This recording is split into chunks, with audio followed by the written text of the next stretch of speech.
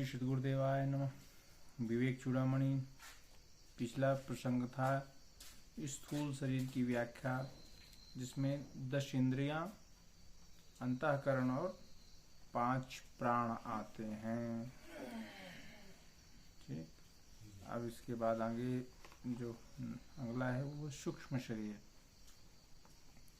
सूक्ष्म शरीर में क्या क्या चीजें आती हैं उसके बारे में बताते हैं।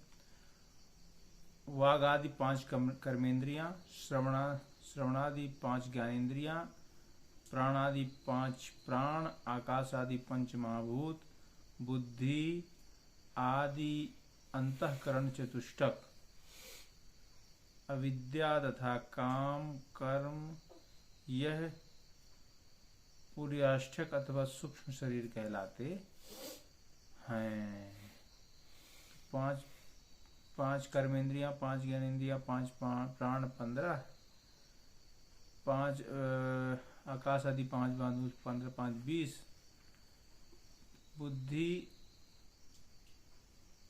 आदि अंतःकरण चतुष्टक 20 4 24। ठीक, अविद्या काम कर्म 25 26 27। इसके हिसाब से जो है 27 तत्व जो होते हैं सूक्ष्म शरीर होते हैं। ठीक, यह सूक्ष्म अथवा लिंग शरीर अपंचीकृत भूतों से उत्पन्न हुआ है। यह वासना युक्त होकर के कर्म फलों का अनुभव करने वाला है और स्वस्वरूप का ज्ञान न होने के कारण आत्मा की अनादि उपाधि है। सूक्ष्म शरीर है, इसको लिंग शरीर बोलते हैं। सूक्ष्म शरीर या लिंग शरीर। लिंग शरीर मतलब जिससे हम अज्ञान का ही है, लिंग शरीर कह सकते हैं। सूक्ष्म शरीर अथवा लिंग शरीर जो अपंचीकृत पंचमहाभूतों से उत्पन्न हुआ है। पंचीकृत पंचमहाभूत क्या होते हैं? मतलब 5 चीजें होती हैं, पृथ्वी जल अग्नि और आकाश। ये आपस में एक दूसरे से मिल जाती हैं तो उनको पंचीकृत पंचमहाभूत बोलते हैं। तो 5 चीजें पांचों में मिल गई तो 25 प्रवृत्तियां उत्पन्न होती हैं। 25 तरह की प्रवृत्ति उत्पन्न होती है, उसको बोलते हैं पंचीकृत पंचमहाभूत। 25 5 5 25 ऐसा बोलते हैं।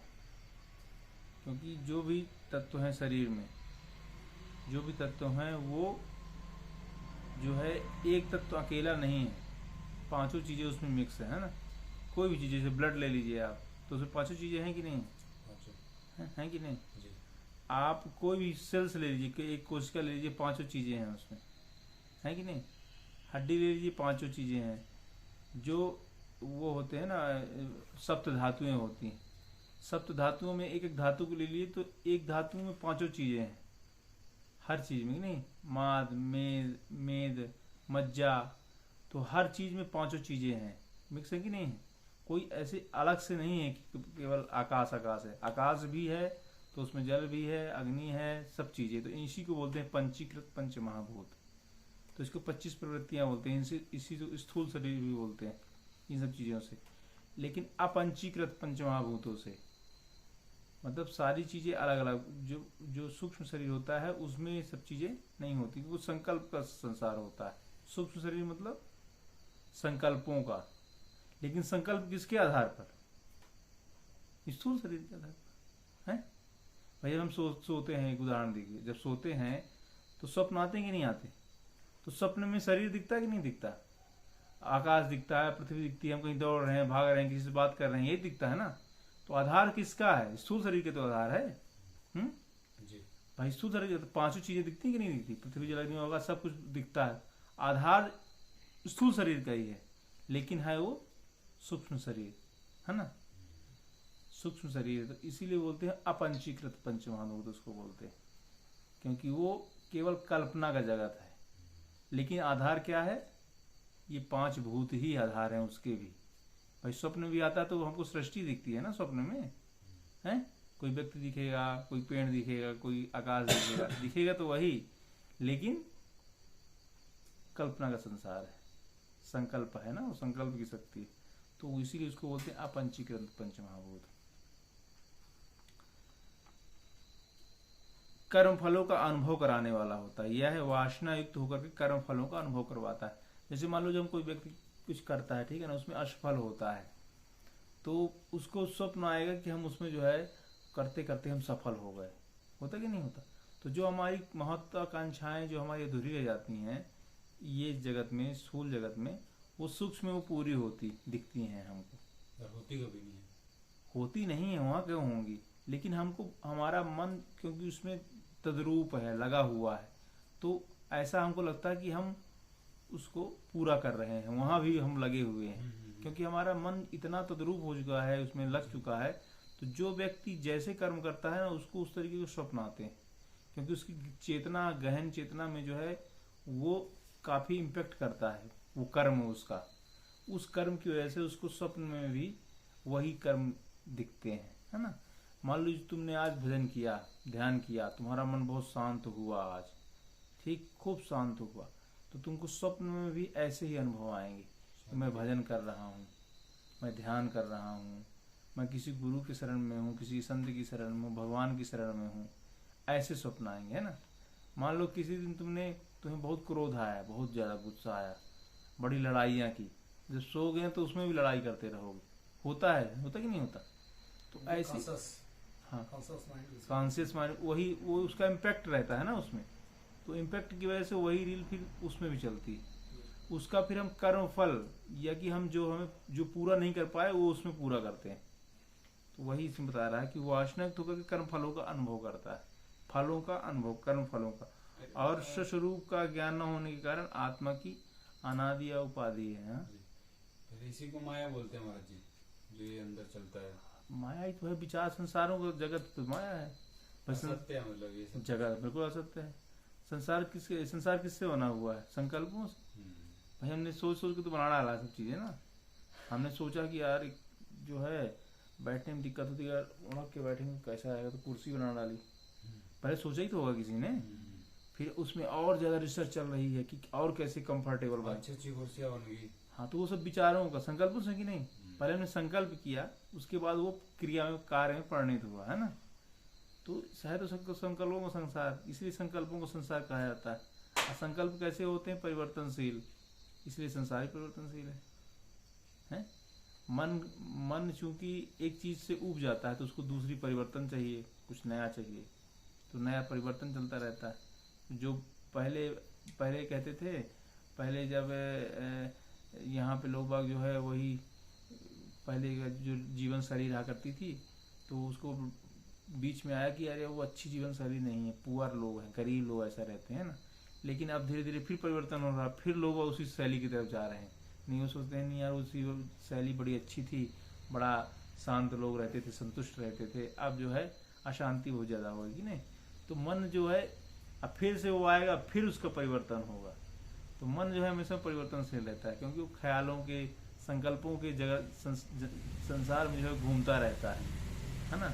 और जिसने अपने मन को शांत कर लिया, उसको सब कुछ संसार उसके लिए नष्ट हो जाता है, खत्म हो जाता है, उसको जिसको मोक्ष कहते हैं ना।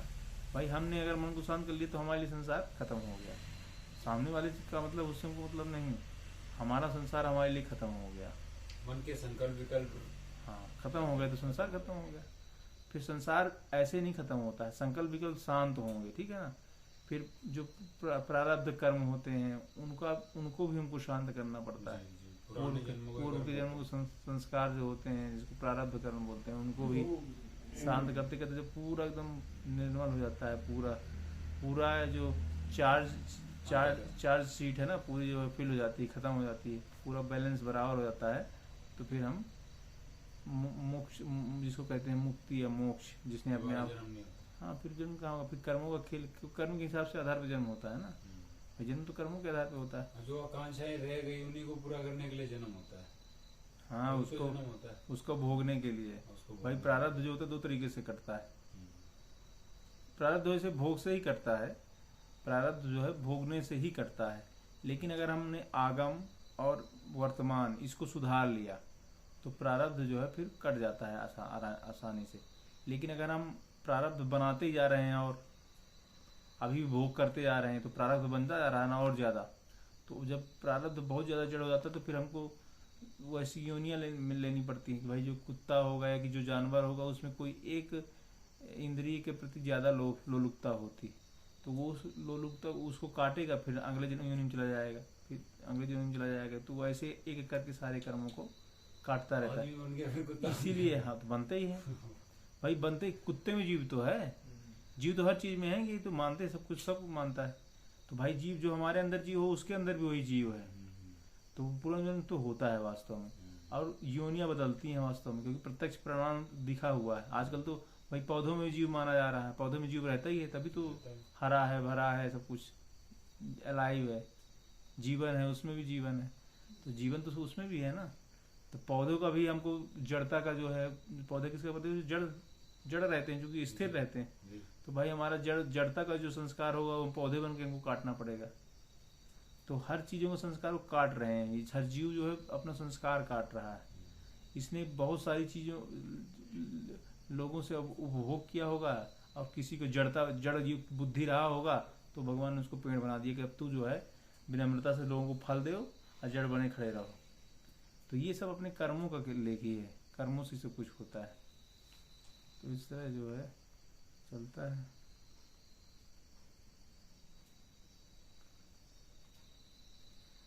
तो फिर आगे कहते हैं स्वप्न इसकी अभिव्यक्ति की अवस्था है। स्वप्न इसकी अभिव्यक्ति अवस्था है जहाँ यह स्वयं ही बचा हुआ भागता है। स्वप्न में जहाँ यह स्वयं प्रकाश परमात्मा शुद्ध चेतन ही भासता है, बुद्धि जागृत कालीन नाना प्रकार की वासनाओं से कर्ता आदि भावों को प्राप्त होकर स्वयं ही प्रतीत होने लगता है। ये स्वप्न की अभिव्यक्ति अवस्था होती है, उसी को सूक्ष्म शरीर कहते हैं। स्वप्न के माध्यम से अभिव्यक्त करता है। इसमें कहते हैं स्वप्न में जहाँ यह स्वयं प्रकाश परमात्मा शुद्ध चेतन ही भासता है, बुद्धि जागृत कालीन नाना प्रकार की वासनाओं से कर्ता आदि भावों को प्राप्त होकर के स्वयं ही प्रतीत होने लगता है। इम्पैक्ट जिसको कहते हैं, जैसे प्रतिबिंब होता है ना, मान लो कोई शीशा रखा है, ठीक है ना, तो वहां से लाइट आई तो उसका हम प्रतिबिंब देखते हैं ना, अपना प्रतिबिंब उसमें भाषित होता है कि नहीं होता है। भाई कांच में हम अपना प्रतिबिंब देखते, लगता है एकदम सही है, एकदम रियल है, लेकिन क्या वो रियल है? क्या प्रतिबिंब है वो, है ना, लेकिन लगता कि सही है ना, असली है। ऐसी स्वप्न जो है वो प्रतिबिंब है जागृति अवस्था का, लगता सही है लेकिन है झूठा, तो वो प्रतिबिंब है हमारा, है ना। तो स्वप्न जो है हमारा जागृति की अवस्था का प्रतिबिंब, जिसकी अभिव्यक्ति बोलते हैं। अभिव्यक्ति या प्रतिबिंब ही है, जो स्वयं ही लगता है कि सही है एकदम से। प्रकाश जब दिखता है तो लगता है एकदम सही है ना। जब स्वप्न देखते हैं तो सही मानते हैं ना, ऐसे थोड़ी कि हम देखते रहते हैं अरे यहाँ दौड़ रहे हैं, भाग रहे हैं, दौड़ा ही नहीं जा रहा है, भागा ही नहीं जा रहा है। पर कई बार ऐसा लग भी जाता है महाराज जी कि ये तो सपना है। हाँ, तो उसमें उस समय तुम्हारा चेतन माइंड कुछ काम करने लगता है। आदमी जग जाता है ना, सोते सोते जग भी तो जाता है कभी कभी। तो समझ, तब जब जग जाता तब जब तुम चेतन होगे तब तुम्हें लगेगा स्वप्न है। जब हम स्वप्न में मिक्स होंगे तो तब नहीं, तब तो पता नहीं चलता। लेकिन हम सोते सोते भी जग जाते हैं ना कभी कभी, तब लगता कि अरे ये तो स्वप्न था। लेकिन अगर उसको देखते रहते, उसको तद्रूप रहते हैं, तो फिर स्वप्न। ऐसे ही संसार में जो जग जाता है, जो जान जाता है कि संसार परिवर्तनशील है, तो उसको ये दृष्टा भाव से देखता है, तो उसको लगता है कि ये सब परिवर्तनशील है, स्वप्न है। ऐसे ही जागृति का ये भी एक जागृति है ना, एक जागृति ये भी है, एक स्वप्न ये भी है जो सो रहा है संसार में। मोह निशा सब सो नहीं आ रहा, देखा ही स्वप्न अनेक प्रकार है ना। तो जो मोह निशा में संसार में सो रहा है, वो अपने ख्याली पुलाव में खूब सारे बनाता है, नहीं बनाता था, डेली बैठे बैठे पकाता रहेगा, अब मैं ये बनूंगा, फिर ये बनूंगा, फिर बच्चे होंगे, फिर ऐसा होगा, बनाता नहीं बना। तो अगर जो जग जाता है ज्ञानी, जो यही जामनी जागई जोगी परमार्थी प्रपंच भी होगी, जो संसार के प्रपंचों को जान जाता है और उससे अलग हो जाता है, जग जाता है, तो वो देखता है, दृष्टा भाव से देखता है ना। वो दृष्टा भाव से देखता रहता है कि अरे ये सब नश्वर है संसार, अपने अंदर ही देखता है, अपने अंदर के संसार को खत्म करता है, बाहर को नहीं। वो अपने अंदर के संस्कारों को सही कर रहा है ना, तो अपने अंदर के संसार को सही कर रहा है। जी। बाहर तो ठीक है, बाहर तो चलता रहा आदिकाल से, अभी भी चलता रहेगा। उसमें से कोई लाखों में एक आध चेतनाएं जो है आकर के फिर से जो है अपने आप को जानेंगी, जानने का प्रयास करेंगी। अब जानने के प्रयास करने वाले लाखों में से कोई एक जान पाएगा अपने आप को। तो ये तो चलता रहेगा, सृष्टि चलती रही हमेशा से, और आदिकाल से जो है ये सब चलता रहा है। कोई कोई कहते हैं सतयुग में ऐसा था, द्वापर युग में ऐसा था। तो सतयुग में भाई भयंकर भयंकर राक्षस भी तो हुआ करते थे, जी जो भयंकर। पूरी पूरी धरती को उठा ले जाते थे, हैं? इतने भारी भारी राक्षस। अब कलयुग में तो कम से कम नहीं है। कहीं भाई त्रेता युग में इतना भयंकर रावण था कि वो पूरे ऋषियों के खून निकाल निकाल के पहाड़, भारी भयंकर पहाड़ बना दिया था। इतने भयंकर राक्षस थे रावण वगैरह जी ना। अब कम से कम द्वापर में भी भयंकर भयंकर राक्षस हुए, कम कलयुग में तो नहीं इतने भयंकर राक्षस। तो मतलब कहने का ये मतलब है कि किसी भी काल में हो, राक्षस का मतलब हमारी वृत्तियां, हमारी वृत्तियां अगर दुष्टतापूर्ण है तो हमारे अंदर राक्षसी स्वभाव है, तो वही राक्षस कहलाते हैं। और अगर हमारी वृत्ति शांत है, तो हम अगर एकदम शुद्ध है, अच्छे से है, तो हमको कोई किसी से कोई भय नहीं। हम किसी के पास, उसके मर्डरी या कतली के पास भी चले जाएंगे तो वो भी हमको अच्छे से रखेगा एकदम से। एक बाबा जी हैं अपने आश्रम में, तो वो बता रहे थे अपनी कहानी कि हम जो है एक बार ऐसे ही ट्रेन में बैठ गए, तो ट्रेन में बैठ गए तो पहुंच गए वहाँ झारखंड तरफ, वही बता रहे थे। तो बोले कि वहाँ गए तो टिकट था नहीं हमारे पास, तो वो टीटी जो है आके हमसे लड़ाई करने लगा। अब लड़ाई करने लगा तो वो हमको धक्का देने लगा ट्रेन से। तो बोले हम क्या किए कि उसको पकड़े कॉलर कूद गए उसके साथ ही में, उसको लेकर चलती ट्रेन में हाई स्पीड में कूद गए, उसको पकड़ के कूद गए। तो वो उसका पता नहीं कहाँ है कह रहा, लेकिन वो बोले कि हमारा जो है पैर वैर जो है टूट गया है। तो पैर जब टूट गया तो वो लोग मिले नक्सलाइट लोग जंगल में, जंगली क्षेत्र में। तो वो क्या किए, वो ले गए हमको और वो दवाई करवाए। अच्छा, मतलब वो उनको धक्का ही दे रहा था बाबूजी। हाँ, वो धक्का दे, लड़ाई हो गई, पकड़ लिया उसको, लड़ाई हो गई आपस में, बहस तो झगड़ा हो गया, अभी भी है बाबा जी। तो वो बोले हमने उसको पकड़ के जो है खुदा ही जो है कूद गए। अब वो बचा कौन नहीं बचा, ये अपनी बता रहे कि हम जो है हमको नक्सलाइट मिले तो वो हमको ले गए और दवाई करवाया। दवाई करवाने के बाद और फिर वो हम अपनी गैंग में रख लिए। अब गैंग में तो रख लिए, लेकिन हमको जो है भगवान, गुरु भगवान खूब याद आए। तो जब खूब याद आए तो हम खूब रोएं, और रोएं या खूब जो है आरती जो है खूब आरती गाया करें, जय सत गुरुदेवम परमानंदम। तो जब खूब आरती गाएं तो उनको जो है बड़ा वो लगा, उनका हृदय जो है प्रसीजा, ईश्वर की प्रेरणा किया, यार ये कोई लगता है बाबा है, संत है, लेकिन देखो जो है ये भगवान को जो है याद कर करके रो रहा है। तो वो लोगों ने क्या किया, फिर उसको जो है स्टेशन में जाके छोड़ दिया फिर से। तो मतलब कहने का मतलब, अगर हम शुद्ध हैं, हमारे अंदर का संसार शुद्ध है, हमारी चेतना शुद्ध है, तो दुष्ट लोग भी मदद करने लगते हैं, है ना, ऐसा होता है। तो वही है, संसार अपना खत्म हो जाएगा तो सृष्टि खत्म हो जाएगी, शुद्ध हो जाएगी, है ना। फिर आगे कहते हैं, बुद्धि ही जिसकी उपाधि है, ऐसा वह सर्व साक्षी उसके किए हुए कर्मों से तनिक भी लिप्त नहीं होता, क्योंकि वह असंग है, अतः उपाधिकृत कर्मों से तनिक भी लिप्त नहीं होता। अब बुद्धि जिसकी साक्षी है, जो साक्षी भाव से संसार को देखता है ना, जैसे जो हम साक्षी भाव से देखता है संसार को, तो वो जो है कर्मों के बंधन में लिप्त नहीं होता, क्योंकि वो जानता है कि ये सब व्यर्थ है, स्वप्नवत है, माया है। तो उसमें कर्मों के बंधन में लिप्त नहीं होता। जैसे मान लो तुम सो रहे हो तो तुम संसार तो तुम्हारे लिए खत्म है, लेकिन अगर तुम जग गए तो जगने से क्या होगा, जो तुमने स्वप्न में देखा वो तो खत्म होगा कि नहीं होगा। तो ऐसे ही जो जग जाता है, जिसकी बुद्धि जागृत हो जाती है, तो वो संसार को दृष्टा भाव से देखता रहता है ना। दृष्टा भाव से देखता है, तो दृष्टा भाव से देखने वाले को कभी भी संकल्प विकल्प प्रभावित नहीं करती, क्योंकि वो जानता है उसका क्या प्रभाव होना है ना। तो उसको जानते हुए सब कुछ करता है, उसमें मतलब कहने का मतलब इतना रागित और दूषित नहीं होता कि उसका अंतःकरण जो है उससे प्रभावित हो। जानता है ठीक है, अच्छा है, आज अच्छा है तो कल बुरा भी होगा, आज बुरा है तो कल अच्छा होगा। इस भाव को दृष्टा भाव से देखता है तो वो उसके कर्म, उसको प्रारब्ध नहीं बनता है, प्रारब्धों को काटता रहता है। और जो भयंकर रूप से, जैसे अर्जुन जो है मोह से ग्रसित हुआ तो उसके अंदर एकदम वाइब्रेशन हुआ ना, तो उसके शरीर की जो शक्ति थी वो पूरी की पूरी खत्म हो गई है। तो शोक संवित मानसा, शोक संवित, उसका मन जो है शोक से भर गया। जब शोक से भर जाता है आदमी तो उसकी शक्ति जो है क्षीण हो जाती है एकदम से, वो एकदम से अपने को बड़ा दीनहीन और कमजोर महसूस करता है कि नहीं कहता। आज जो दृष्टा भाव से देखता कि अरे नहीं ये तो मुझको शोकित करने वाला विचार आ रहा है, तो वो जब देखने लगता है तो वो भाव चला जाता है।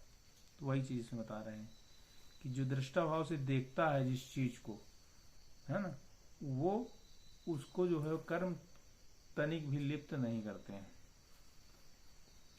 यह लिंग देह चिदात्मा पुरुष के संपूर्ण व्यापारों का कारण है।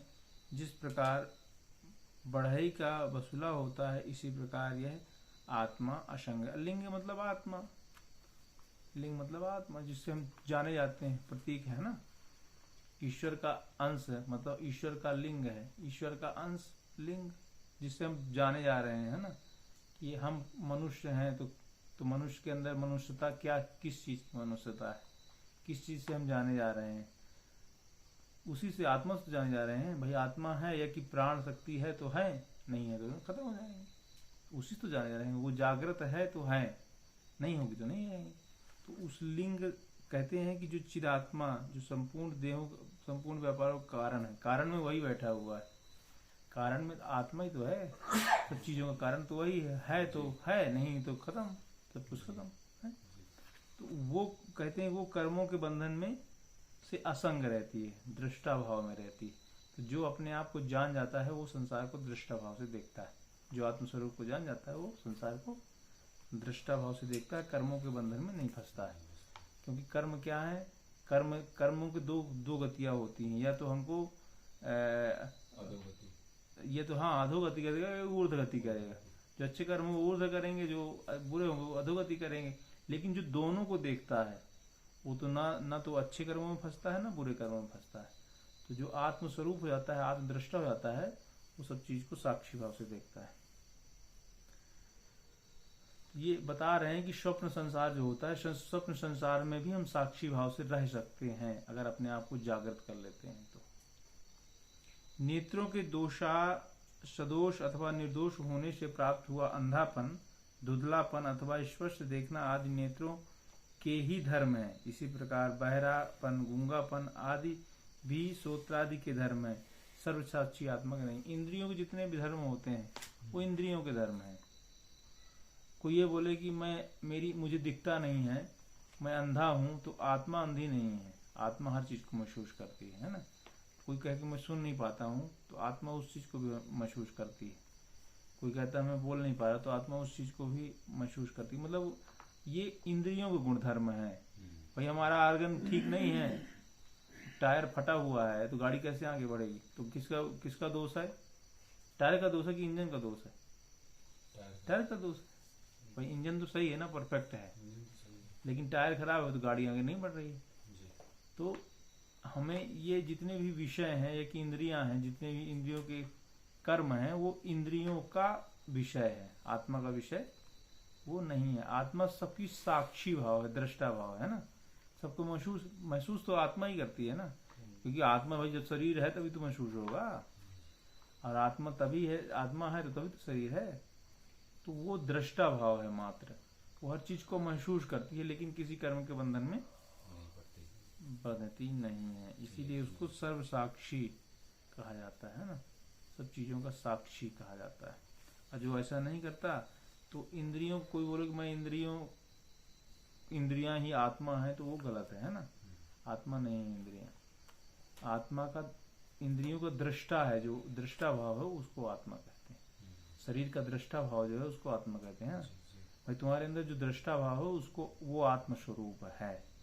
जो ये देखता है कि आंख देख रही है, जो ये देखता है कि नाक सूंघ रही है, जीभ स्वाद ले रही है, उसको देख रहा है, कान सुन रहे हैं, इसको देख रहा है दृष्टा भाव से, तो वो उसको आत्मा कहते हैं। और जिसने दृष्टा भाव को समझ लिया, अदृष्टा भाव को जीना चालू कर लिया, वो कर्मों के बंधन में फिर नहीं बंधेगा। क्यों बंधेगा? मान लो तुम बैठे हो, ठीक है ना, कोई विचार आया कि, या कि इंद्र, हमने आंख से कुछ देखा, तो आंख से दो चीजें देखेंगे, अच्छा देखेंगे, बुरा देखेंगे, है ना। मान लीजिए कुछ बुरा देखा जो हमको उद्विग्न करने वाला है, ठीक है, लेकिन हमने देखा और उसको दृष्टा भाव से देखा कि ये तो आंख का काम है, तो क्या वो उद्विग्न करेगा हमको? नहीं करेगा। हम दृष्टा भाव में चले गए, दृष्टा भाव में चले गए तो हमको प्रभावित नहीं करेगा। हम समझ जाएंगे, मैं आंख नहीं हूँ, ये जो देख रहा हूँ ये आंख का गुण है, ये कि जो सुन रहा हूँ ये आंख कान का गुण है। कोई गाली दे रहा है तो ये कान सुन रहे हैं ना, मैं तो दृष्टा भाव से देख रहा हूँ, तो क्या वो उनको प्रभावित करेगा? कभी नहीं प्रभावित करेगा, छू नहीं सकता, है ना। तो ये है दृष्टा भाव का। तो आत्म स्वरूप क्या है? आत्मा का स्वरूप क्या है? दृष्टा भाव। वही है, पहले बताया कि स्वप्न क्या होता है ना। स्वप्न क्या होता है, लेकिन स्वप्न खत्म कैसे होता है? वो दृष्टा भाव से खत्म होता है ना। तो संसार भी एक दीर्घ स्वप्न कहलाता है। तो दृष्टा भाव से जीता है, इसमें वो इसके कर्म फलों के बंधन में नहीं पड़ता, या कि नए प्रारब्ध कर्म नहीं बनाता, संचित कर्म नहीं बनाता है ना, उनको काटने लगता है। बोले श्री सद्गुरुदेव भगवान।